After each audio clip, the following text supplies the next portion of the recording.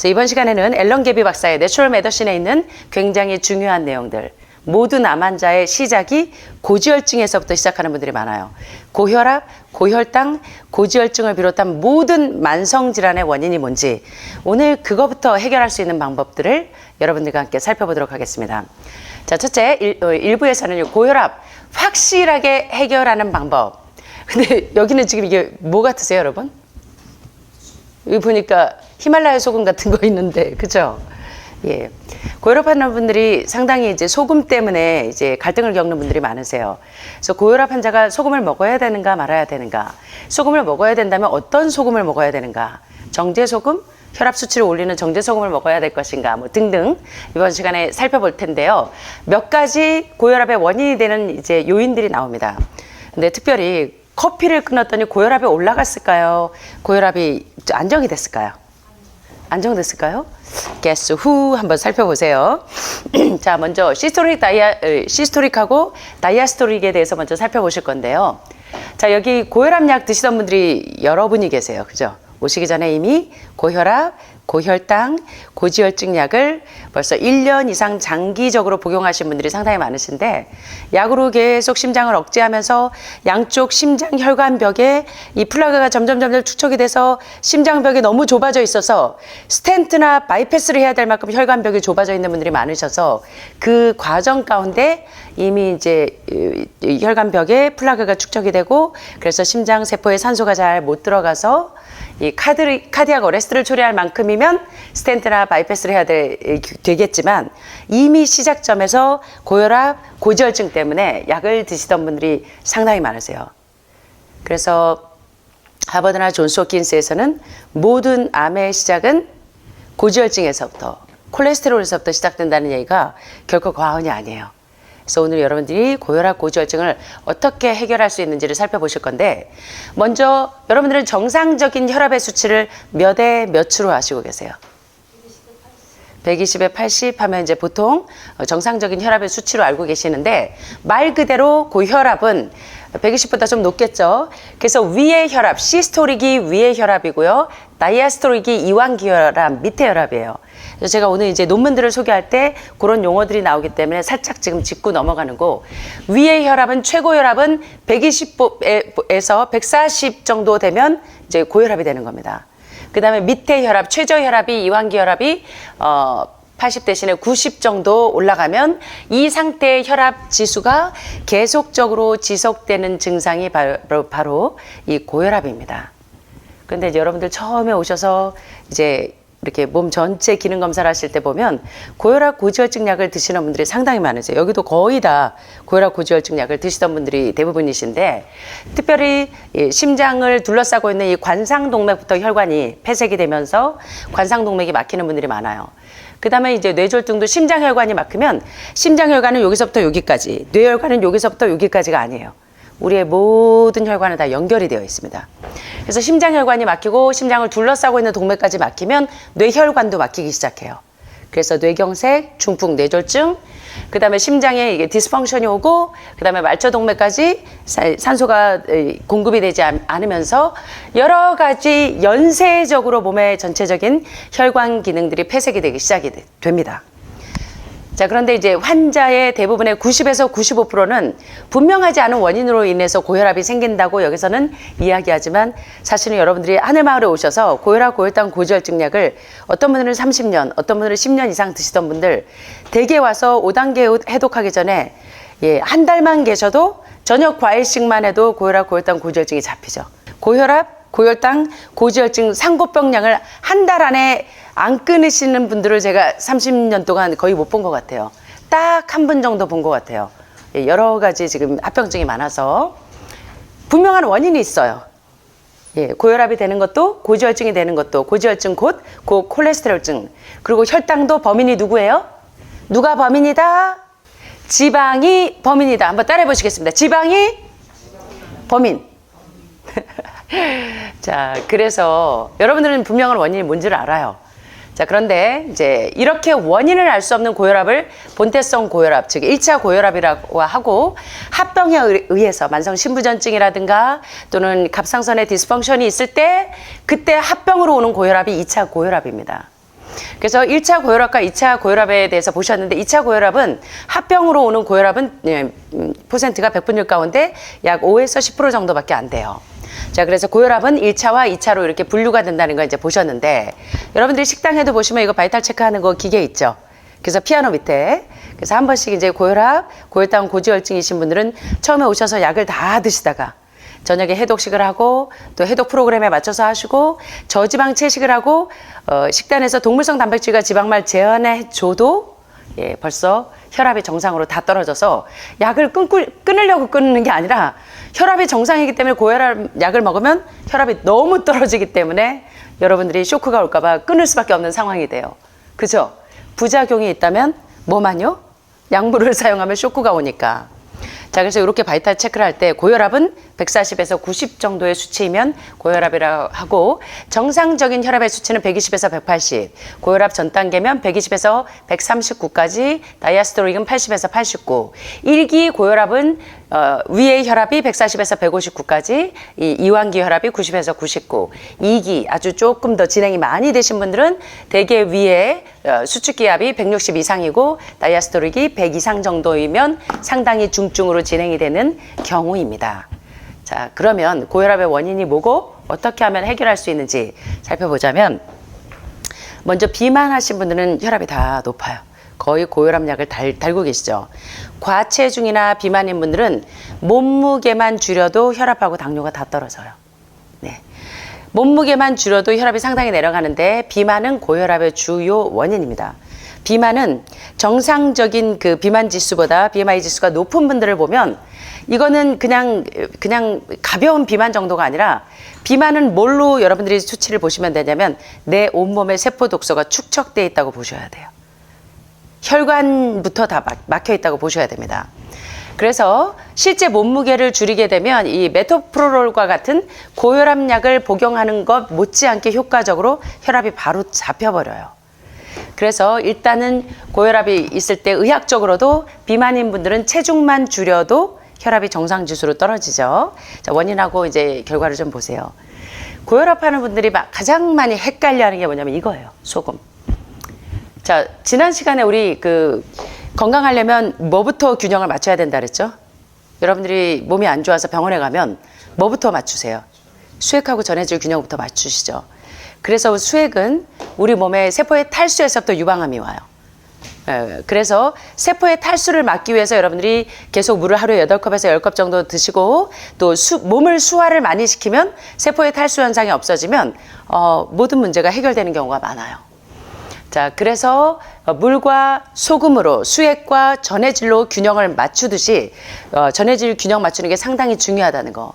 그래서 불면증이 있거나 패닉 증세, 공황 증세가 오거나 통증이 있을 때 대개 미네랄이 부족하면 암세포는 미네랄을 좋아해서 여러분의 미네랄을 쫙쫙쫙쫙 계속 흡수해 가요.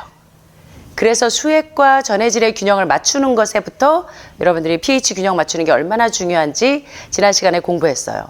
자, 그래서 전해질 균형을 맞추기 위해서 여러분들이 미네랄 드랍을 계속 드시면서 이런 미네랄 소금에는 환경 호르몬, 특별히 미세 플라스틱이 지금 들어있는 소금들이 너무나 많기 때문에 여러분들이 이걸 구별을 못 하시기 때문에 거의 100% 미네랄 드랍으로 이제 의료인들이 되게 통증이 심하거나 암이 많이 진행됐을 때 반드시 가지고 오는 게 이 정도의 미네랄 드랍을 한 150만 원 이상 되는 걸 들고 들어오셔서 통증이 있거나 잠을 못 잘 때 물하고 미네랄 드시면 말짱해져요.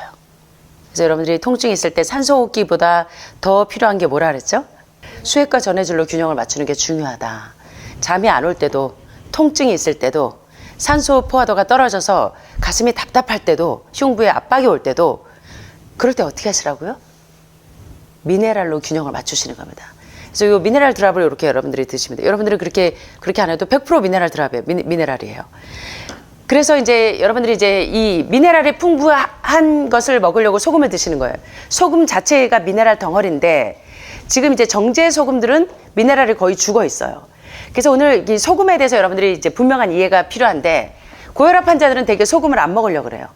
그래서 무염식이나 저염식을 하시는 분들이 많은데 그러다 보니까 뼈가 점점 약해지고 뼈가 잘 부러지고 그다음에 세포에 새로운 혈액이 잘 생성이 안 돼요. 자, 그러면 소금을 어떻게 먹어야 되는가를 좀 볼 건데, 소금은 적게 섭취할수록 혈압을 떨어뜨리는 효과를 볼 수는 있으나 30에서 50%의 환자는 소금만 줄여도 혈압을 내릴 수 있는데, 반면에 소금을 줄이면 뼈가 더 잘 부러지고 전해질 균형이 깨져서 증세가 더 디스펑션이, 기능 부전이 오는 분들이 상당히 많아요. 자, 그러면 이 문제를 어떻게 해결해야 될 것인가? 소금을 줄여도 혈압이 떨어지지 않으면 칼륨이 부족하기 때문에 그래요. 자, 이 칼륨, 포타슘이 부족하면, 칼륨, 포타슘이 음식으로는 어디에 많이 들어있습니까? 음식에 칼륨, 포타슘이 어디에 있어요? 응? 네네, 맞아요. 과일과 채소 등을 여기 하늘마을처럼 여러분들이 식단을 이렇게 싹 다 바꾸면 칼륨 흡수가 높아지기 때문에 신장 기능도 안정적으로 되고 전립선도 연결되어 있는 자궁이나 난소, 전립선까지도 많이 회복이 되는 이유가 이래서 이러는데, 반대로 소금 섭취량을 지나치게 줄이면 갑자기 이 피로도가 오는 분들이 많아요. 젖산 피로부산이 잘 분해가 안 돼. 그리고 인슐린 저항성이 생기는 분들이 많아요. 그래서 췌장에 과부하가 걸려. 그리고 앉았다 일어나면 팽그르르 도는 기립성 저혈압이 생기는 게 미네랄이 부족하다는 사인이에요. 해독을 해도 해독하실 때 세포 독소가 다 나와요.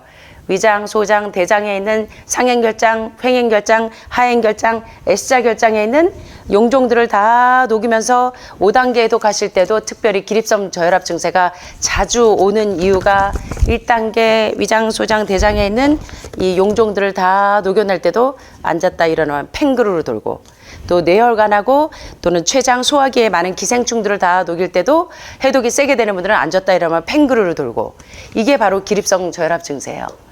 그래서 이게 왜 기립성 저혈압이나 이런 증세가 있는, 인슐린 저항성이나 이게 왜 생긴대요? 여기 보니까 뭐가 모자라면, 여기서 말하는 소금은 정제 소금이 아니라 미네랄 덩어리를 얘기하는 거예요. 전체적으로 여러분들 몸에 꼭 필요한 미네랄들. 그래서 미네랄이 왜 중요한지를 아셔야 돼요.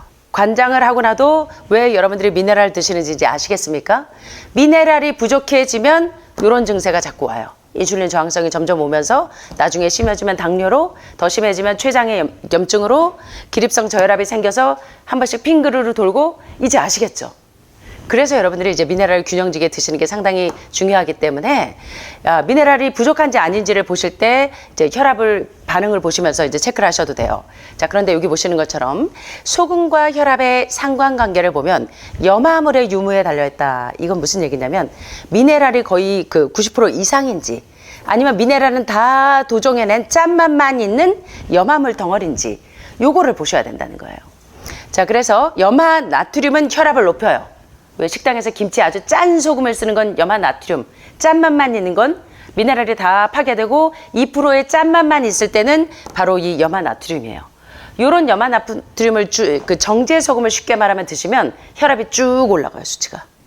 자, 그런데 여기 보니까 아스콜빈산 나트륨이나 구연산 나트륨, 소금이 완전히 알카리화 되어 있는 소금 또는 베이킹소다 같은 중탄산 나트륨, 이런 걸 드실 때는 혈압과 전혀 상관이 없어요. 그래서 여러분은 미네랄이 도정되지 않은, 흰쌀도 흰밀가루도 다 도정식품인데 심지어 소금까지, 흰 설탕, 흰 소금까지 다 도정해서 미네랄을 다 탈락한 걸 드시기 때문에 여러분의 혈압이 쑥쑥쑥쑥쑥 올라가는 거예요. 자, 그래서 이제 이런 구연산 나트륨이나 중탄산 나트륨이나 아스콜빈산 나트륨과 같은 미네랄이 그대로 살아있는 소금을 드시면 고혈압 환자도 아주 위험할 정도로 짜게 드시지 않으면 전혀 여러분의 혈압과 상관이 없다는 거예요. 무슨 얘기인지 이해되십니까? 그래서 여러분들이 고혈압이 높은 분들이나 암 환자들이 드셔야 될 소금은 뭐냐면 요렇게 미네랄이 그대로 살아있는 소금을 드셔야 된다는 거예요.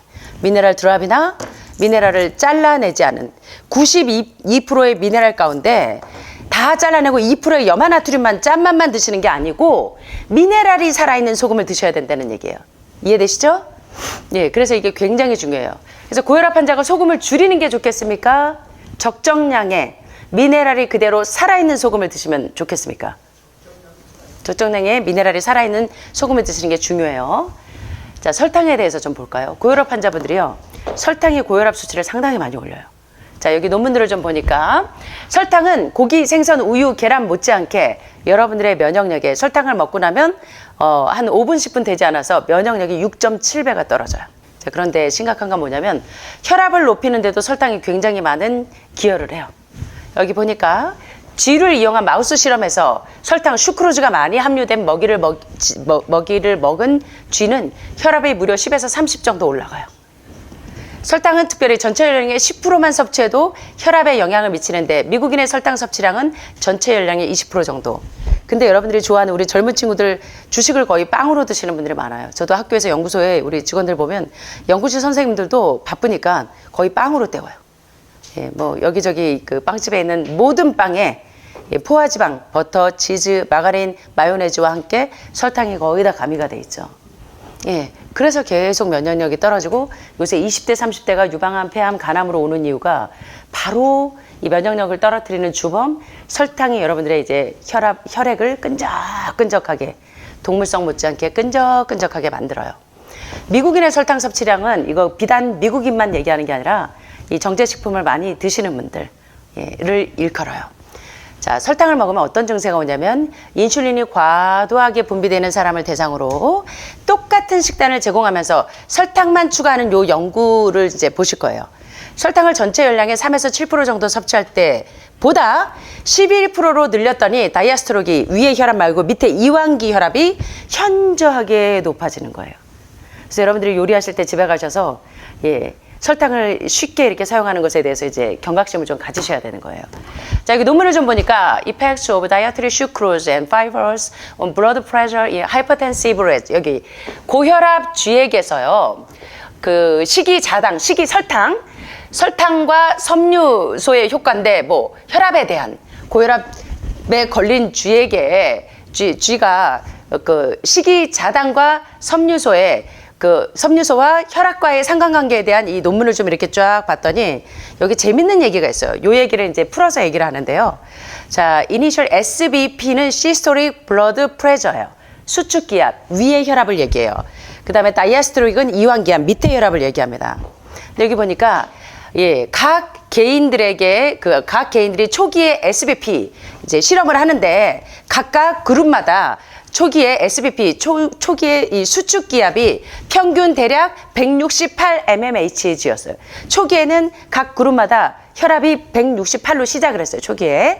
자, 그런데 어떤 일이 있나 보세요. After 2 weeks of ingesting the special diet. 이제 특별한 식단을 이제 먹고 2주 뒤에 이제 검사를 해봤더니, 자, 어떤 일이 있냐면, SBP of the high sucrose group rose rapidly and significantly. 자, 여기 보니까 어떤 일이 있어요?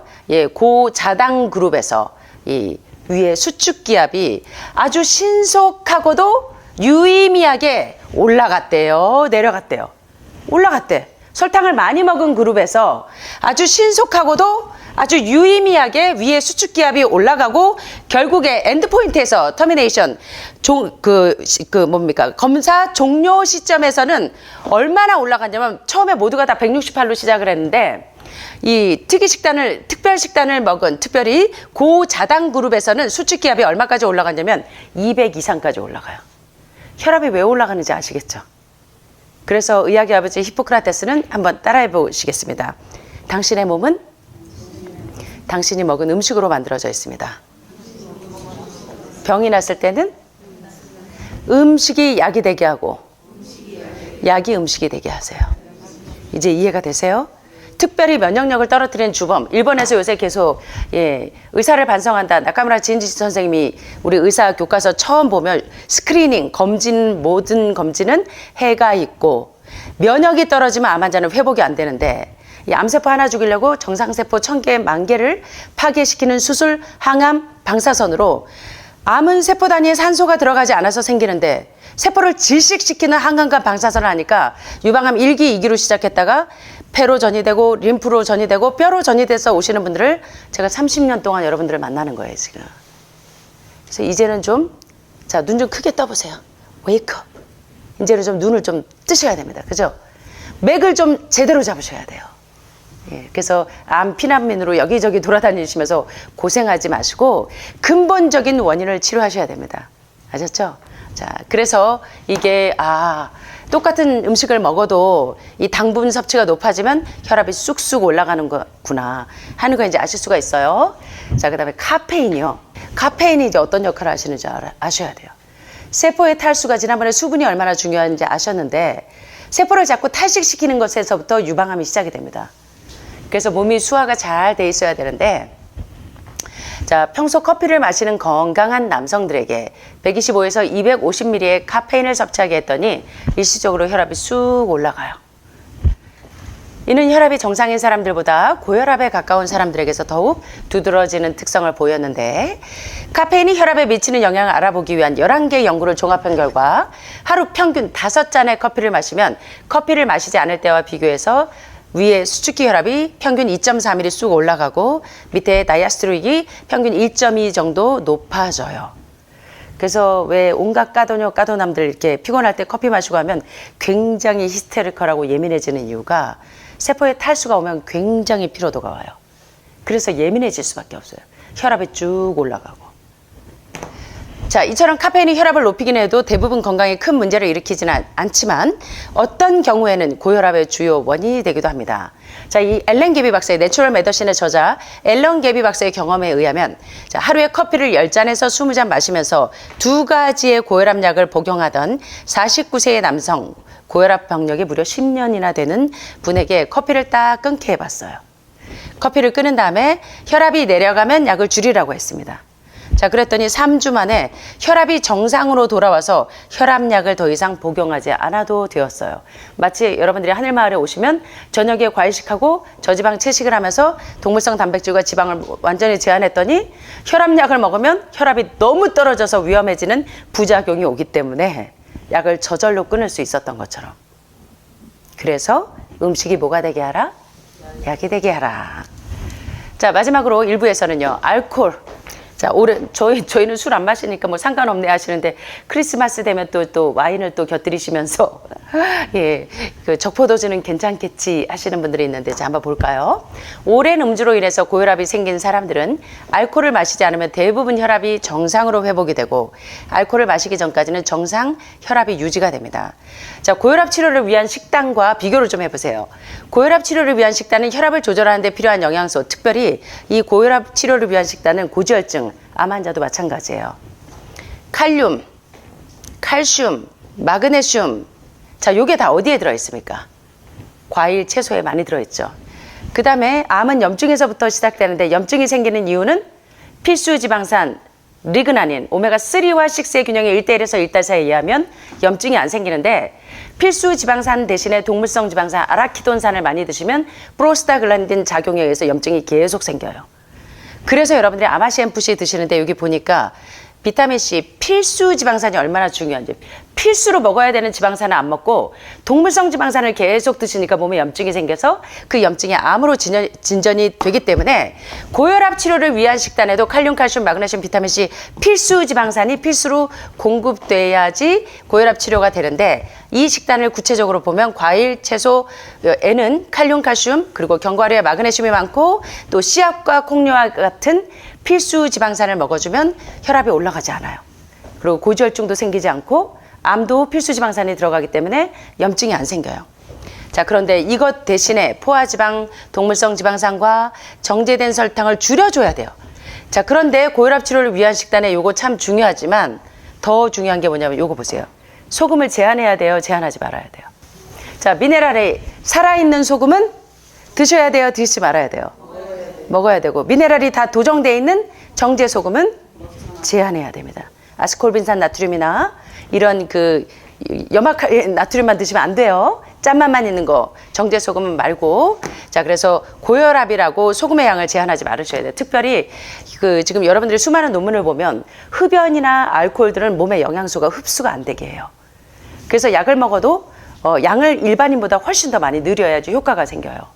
그래서 여러 가지 약물 상호작용이 많이 생기기 때문에 특별히 암 환자들은 이미 술, 담배는 다 제한하셨겠지만, 자, 그래서 위의 혈압이 160 이하, 밑의 혈압이 80에서 95인 고혈압 환자들을 대상으로 8주 동안 고혈압 식단을 시행해 봤더니 요런 식단이요. 아까 말씀드린 거. 과일, 채소, 견과류, 씨앗육, 콩류, 하늘말 같은 식단을 해봤더니 무려 위의 수축기 혈압이 11.4가 떨어지고 이완기 혈압이 5.5가 떨어져요.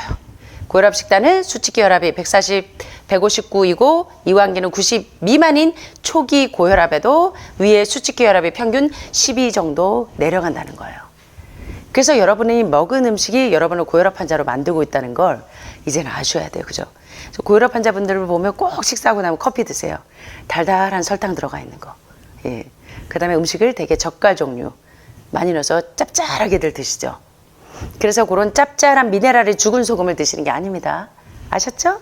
예. 자, 그래서 이제 요거 좀 보시면서 고혈압을 약으로, 약은 평생 나의 친구 하시면서 약으로 억제한 사람들이 어떻게 되나 요걸 좀 한번 보세요. 자, 다큐를 좀 보여드리겠습니다. Then there's the whole pharmaceutical aspect of it, and the fact that there's a very strong pharmaceutical industry and lobby that has a huge stake in preserving the status quo. And these chronic diseases, these are the cash cows of the pharmaceutical industry. You have a $5 billion stent industry. Do they ever want to see that go away? We've got a $35 billion statin drug industry. Do they ever want to see that go away? I'm talking about the pharmaceutical industry effectively controls what doctors are told. Most research isn't put into prevention, it's put into the medication that we might use for that particular disease.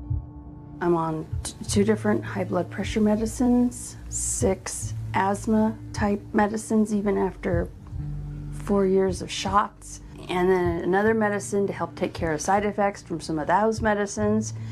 I'm on high level antidepressants, a couple of different pain meds for my back and hips.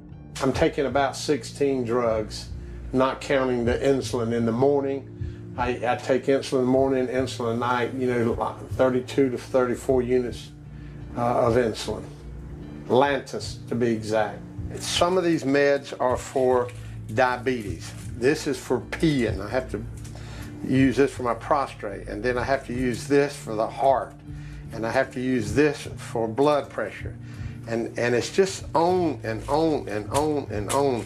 The doctors are telling me this is what I've got to do for my whole life, and it's frustrating, and it's very stressful, and I don't know how long my liver is going to last taking all this stuff. Under conventional medical treatment, whether it be for autoimmune disease or even conditions like high blood pressure or diabetes, you're told that you have to take drugs. And not just for a week or a month or a year. You're told you have to take drugs forever. You're guaranteed that if you follow your doctor's advice, you'll be sick forever. You'll never get well. That's the guarantee.